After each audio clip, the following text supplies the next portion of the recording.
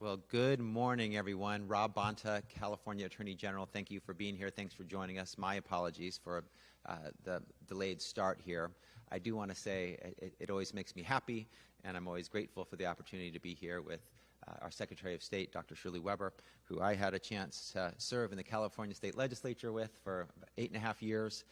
We joined the legislature together, and I'm just honored that we continue to be able to serve together, and grateful for all the leadership that she has shown in so many different ways over the years. I know I don't just speak for myself when I say that she's been an inspiration to many of us, certainly including me.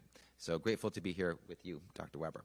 I also want to say thank you to the beautiful Los Angeles Central Library for hosting us, for providing this incredible location for today's press conference, and for what you do every day, providing much needed respite to folks, especially those with nowhere else to go on hot days, places to learn and be enriched, to engage with the community. Our libraries are essential resources, and I want to say thank you. We're also, we're mainly here this morning to remind Californians that the deadline to vote in this year's presidential election is Tuesday, November 5th, 1 month and 1 day from today. So coming soon, and I said deadline, I said that deliberately. It is an election deadline instead of an election day, because in California you have many days before November 5th to cast your vote, and that's one of the things I want to talk about today. In fact, it is your right as a Californian to vote early, as a California voter, to vote early and to cast your vote in the means that works best for you. In short, you have options. You have options available to you that are that you can determine is the most convenient pathway for you to make sure your vote is registered, your voice is heard. First, you can vote by mail. County election officials must begin mailing each registered voter a vote-by-mail ballot by Monday, October 7th. So you will soon be seeing vote-by-mail ballots come to your door. This is the same ballot that you would get if you showed up in person on Election Day. The difference is that you can fill it out at home, at your convenience, at your leisure, and return it by mail as soon as you're done. The return envelope that comes with the mail-in ballot has prepaid postage, so you don't have to worry about getting it weighed and going into the post office to make sure you have adequate postage. Don't worry about the stamps. You can mail the ballot back as soon as you get it and up until Election Day. It must be postmarked on or before Election Day, November 5th, to be counted. You can also bring that same ballot to an official ballot drop box, like the one that's right outside of this library on 5th Street. All public libraries in California have an official ballot drop box that you can use. Drop boxes are out and open. You can drop off your ballot as soon as you get it.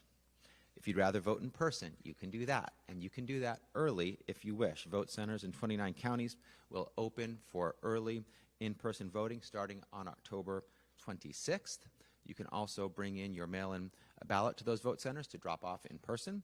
And of course, if you are someone who likes to go on election on the last day for voting, Election Day, November 5th, to vote, you can do that in person as well. Before any of that, you need to be registered to vote, which you can do until Monday, October 21st. If you miss that deadline, you can still conditionally register at your county election office, your polling place, or vote center through Election Day.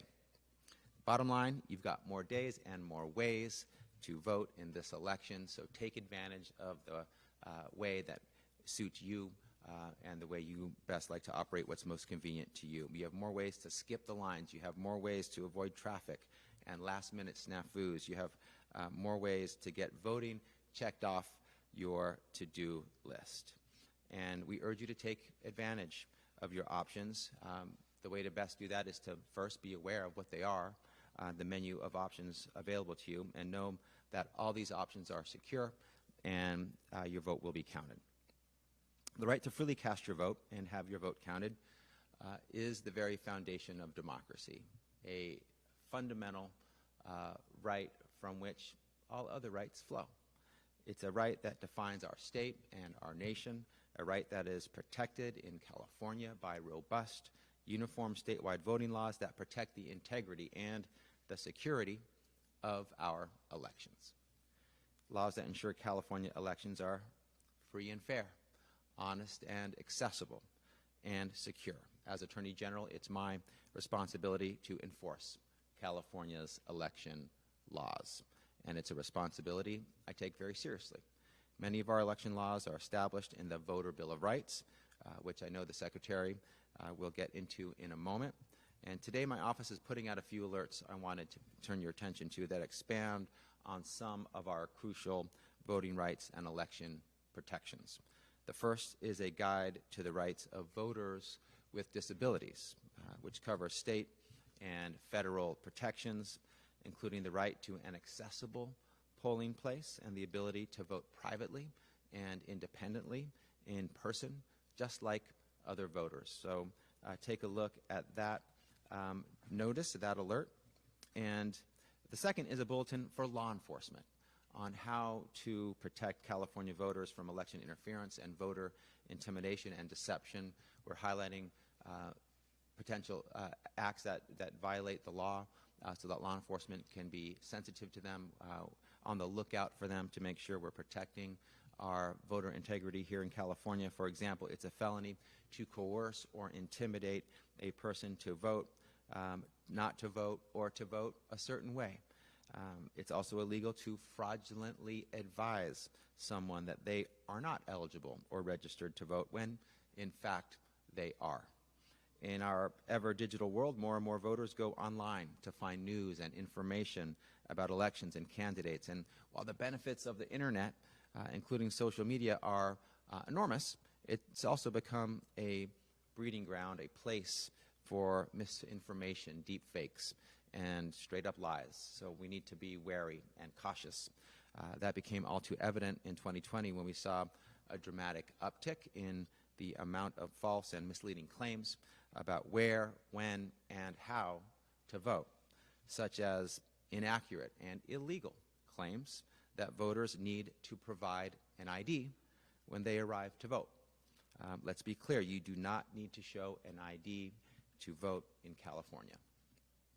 Unfortunately, I think we can and should be prepared for the same kind of deception and misdirection this election, just as we saw this past January when thousands of voters in New Hampshire were targeted by scam robocalls impersonating President Biden himself that tried to discourage folks from voting in that state's primary election.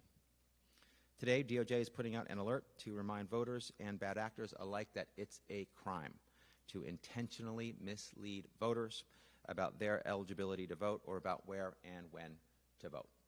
It's a crime to tell someone they're ineligible to vote when that's not true. It's a crime to direct someone to the wrong voting place or to tell someone their polling place is closed when it is not.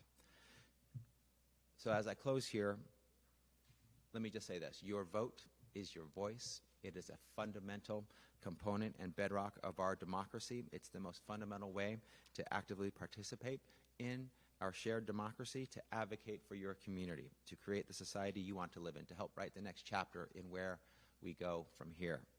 And it is your right. It is protected. And I just want to say this. From a young age, for me personally, my parents taught me that my right to vote isn't just an option.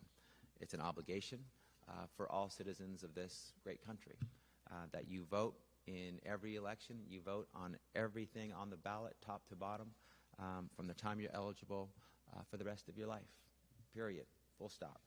And like many Californians, I was not born in the United States. I was born in the Philippines, my mother's home country. And my parents were working there and living there, serving as social justice missionaries. And when I was just 2 months old, a dictator rose to power.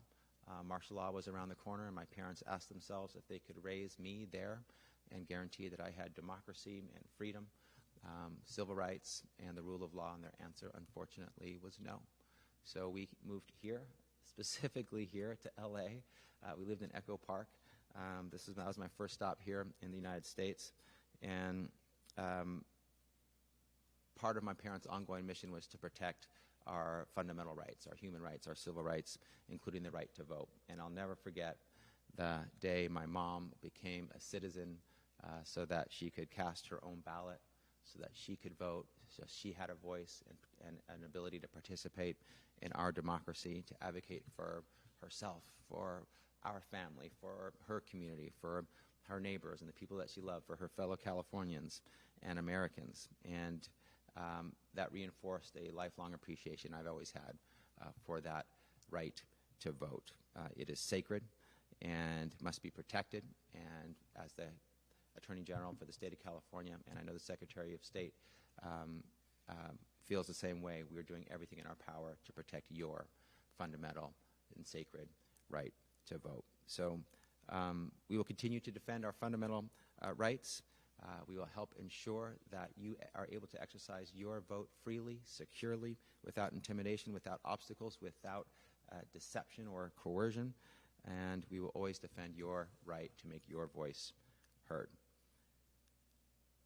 I want to just say thank you as I finish here to my team who helped prepare our bulletins and our alerts today to help make sure that you voters are armed with everything you need to exercise your precious right to vote. The government law section on my team, the civil rights enforcement section, the consumer protection section, and the Department of Law Enforcement. Now, I have the honor and pleasure of turning it over to my great friend and great state leader and national leader, Secretary of State, Dr. Weber. Thank you very much. Thanks to our Attorney General Bonta for inviting me to be with him today and to share his commitment and our own enthusiasm for what we're doing and that begins obviously this coming week in terms of early voting and will continue until November 5th. So I want to thank you for this opportunity to be with you, not only today, but the work that we've done together over the last 3 years as you as the AG, me as Secretary of State, has been to, once again, to bind us even closer together in our commitment to making sure that our election system is free, transparent, and open to every citizen in California, and that no one should ever be turned away when they have the right to vote. My experience is similar to Bonta's, but a little bit different. He talks about his experience that begins in the Philippines and his life there and the work that his family was doing. My family was born citizens in the United States. They were born here in the United States. They were a part of the slave system. My ancestors go way back into the early 1800s with regards to their right, their life here as former slaves in this country. But the interesting thing is that their voting is only 2 generations away. I'm a second-generation voter on my father's side because he never had an opportunity to vote in Arkansas, despite his parents and grandparents being born in this country. Never had a chance to vote. Never had a chance for the kind of education and opportunity that he felt was so essential. But he felt 2 things were very important. One was education, and his daughter was going to get that, but also it was the right to vote, and he and my mother ensured that in their life. And so it's interesting coming out of the Jim Crow South, where you never had a chance to vote, you never had a chance to have a voice, you never had a chance to express yourself and be protected in that expression. That kind of reality and that kind of life that my parents lived and shared with us, and we've seen over and over in time, and even in my own studies, you begin to understand just how precious this experience is. That voting is so precious, that it's such a defining moment in your life when you can put your voice into something that is concrete and that gives you the results that you want for yourself, your family, and your community. There's nothing else stronger that we do in the democracy than to vote. Because all of us can't go to Washington, all of us can't go to Sacramento, all of us can't be present at every meeting, but all of us who are citizens can vote and can have our voice heard. And it's our job to protect that voice. So I take this responsibility very seriously, as my parents did when they developed a polling place in our living room at 351 West 45th Street in Los Angeles. I grew up seeing people voting in my living room. I grew up having to walk down the driveway of our home on every election day because there were people doing, my dad said, important work in the living room, which was voting. And so I understood very early in life, I did in my 7 brothers and sisters, that this is something that we did because this is a defining thing not only for us, but for our children and our children's children, and our investment in ourselves and the future of California and the future of this nation.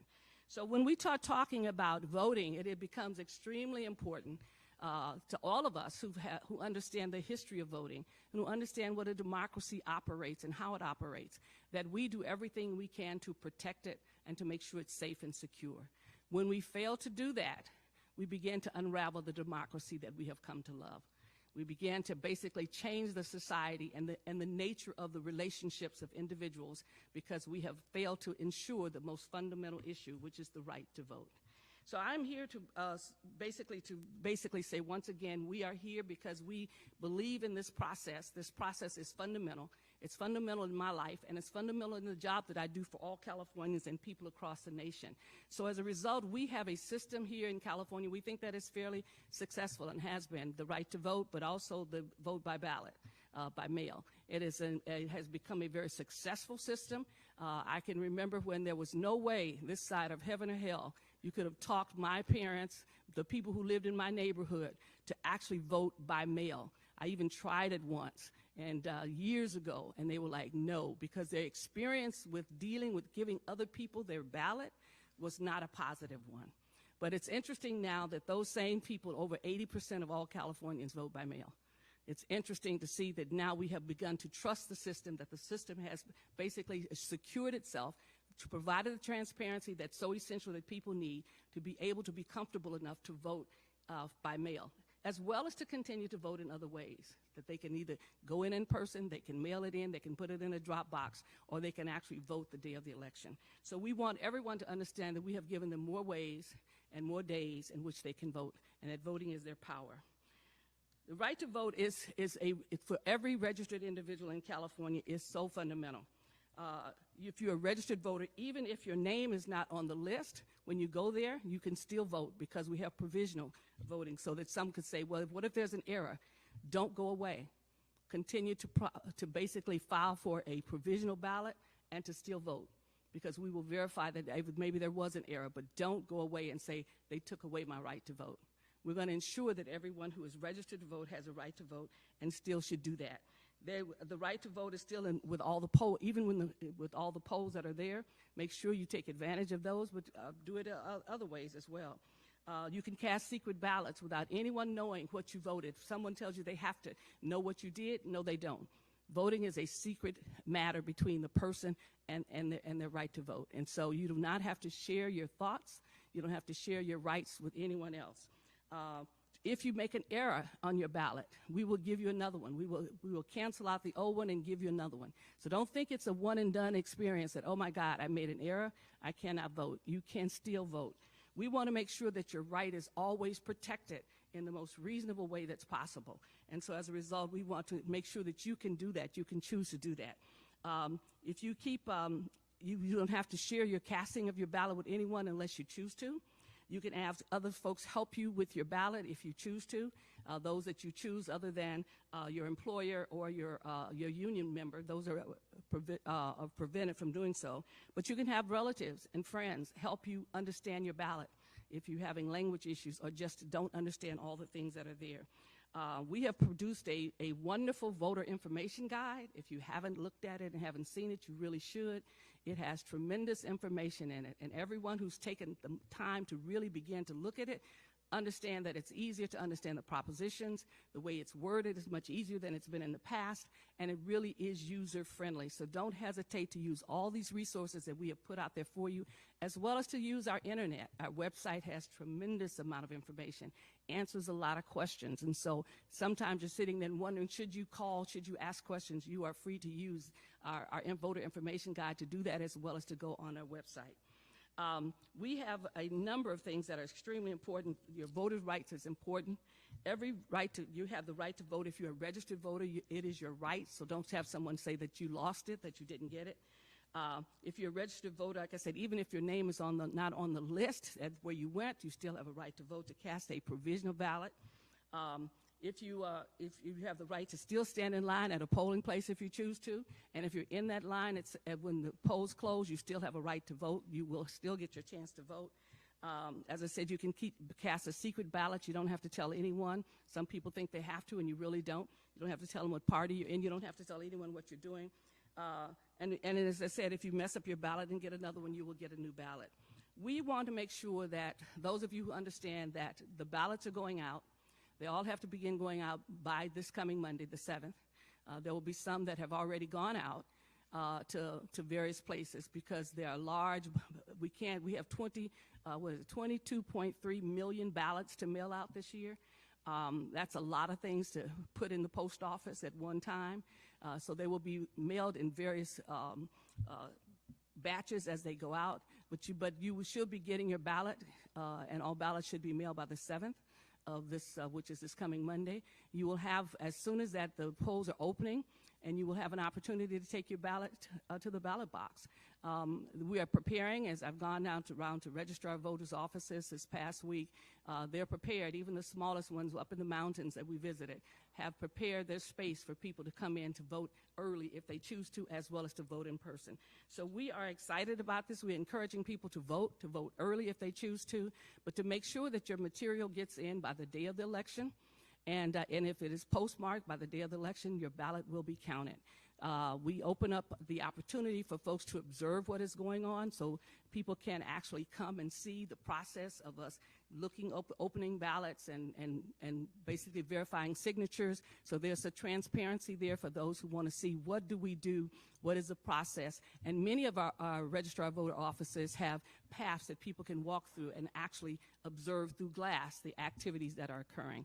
I want to thank our AG and others for putting together some documents for our law enforcement so that law enforcement understands the rights that people have to basically be able to go vote and to not be intimidated. We've created additional laws about intimidation and those kinds of things, and we will prosecute people to the fullest extent of the law because this is so very important that we don't want people to take it and decide that they can do anything they want to do. As we explained to them, you cannot. There are some limitations what you can do to people in terms of their voting rights, and we will enforce those rights here in California. Once we go down the path of making it something that we don't enforce, then we have truly, as I said earlier, unraveled the rights of democracy and our democracy itself. So I want to thank you for coming, being with us today. I want to thank all of those who are listening to us and understand that this is going to be an exciting time. Elections are always an exciting time, not just because when I was a kid I had to go through the back door and couldn't come in the front. I knew it was important, but because it is a statement of who we are as a state. We hope to have a great turnout. We hope to have great results, and we expect, as what we've done before, to always respect the will of the people and the vote that they cast. So thank you so very much for being with us today.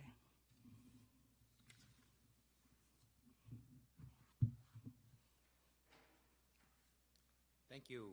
And I'll just close out by saying your vote is your voice, your vote is your right, and in California we have provided many ways for you to be able to exercise that fundamental right, so please take advantage. With that, happy to answer any questions, including yours, sir.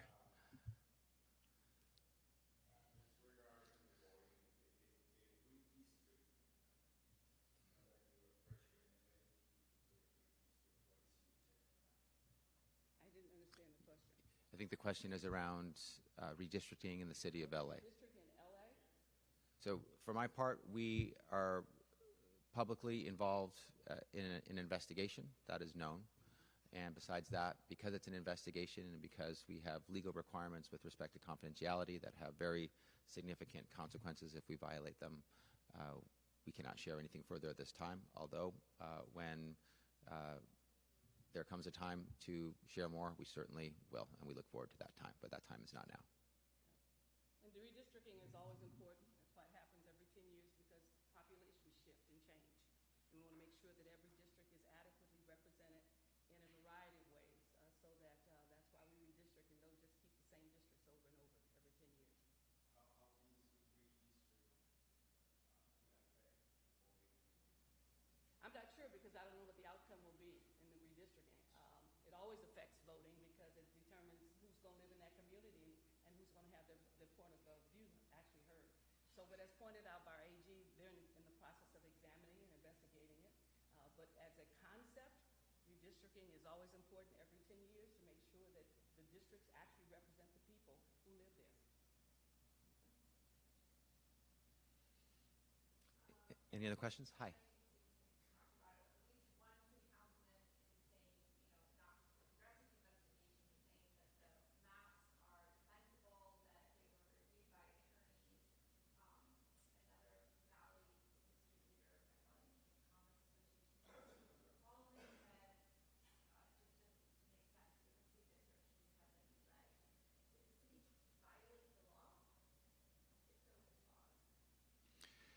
again, we have a duty that we need to fulfill, and that includes a duty of confidentiality during this stage of the investigation. There will be a time when we can share more. I'll be able to answer more of your questions. I'm sorry I can't do that now, but our commitment to complying with the law is strong, and we will fulfill that commitment, and that means I can't share more right now.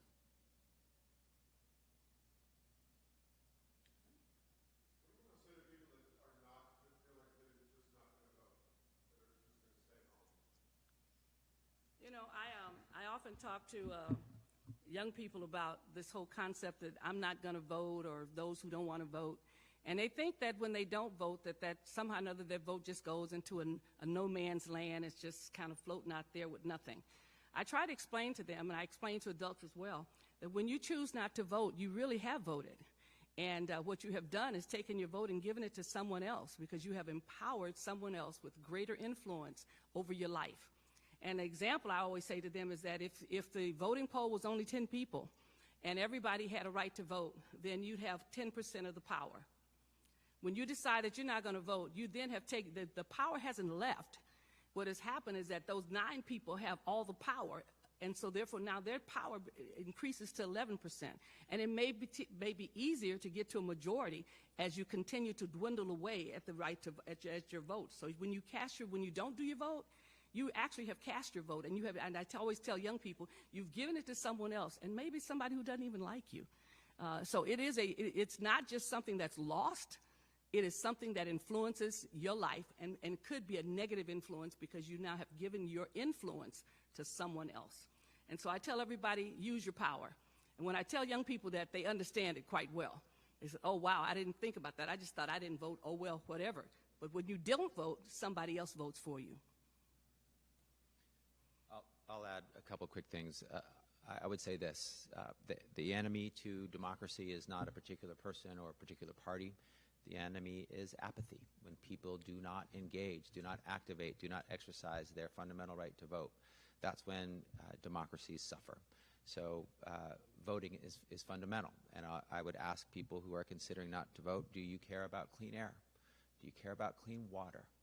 Do you care about safe streets, good schools, safety from gun violence, a planet for tomorrow, affordable housing, freedom, including reproductive freedom, civil rights, human rights? If you care about any or all of those things, then your right to vote matters, and you must exercise it, because all of those things are on the ballot. The initiatives and the people that are on the ballot will make the decisions for you about all of those issues. And so you should have a say in who those people are, so that they represent what you want to see in our future, in our communities, what you want to see tomorrow as we try to make tomorrow better than today.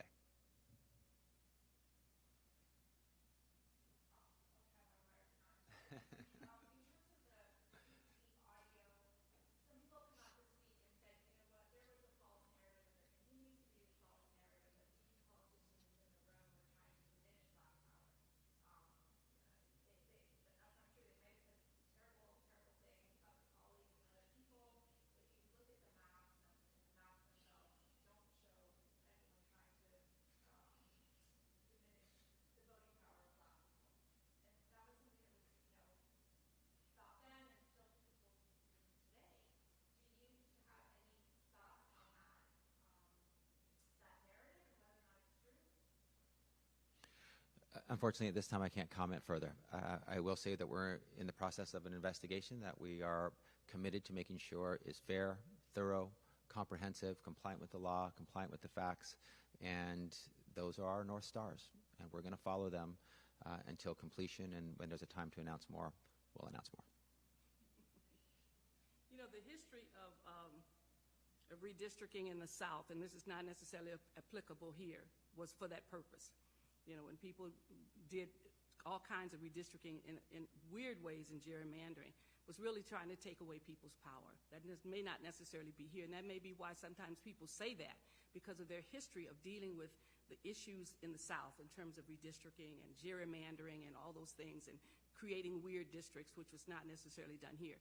So some of that conversation comes out of that history, And that's why we have to acknowledge the history that's there, but also acknowledge the present in terms of where we are right now with those same issues.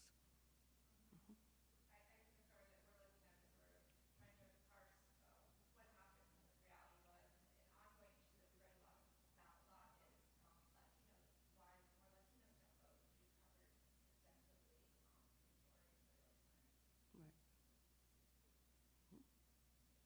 Any other questions? Thank you for joining us. Thank you.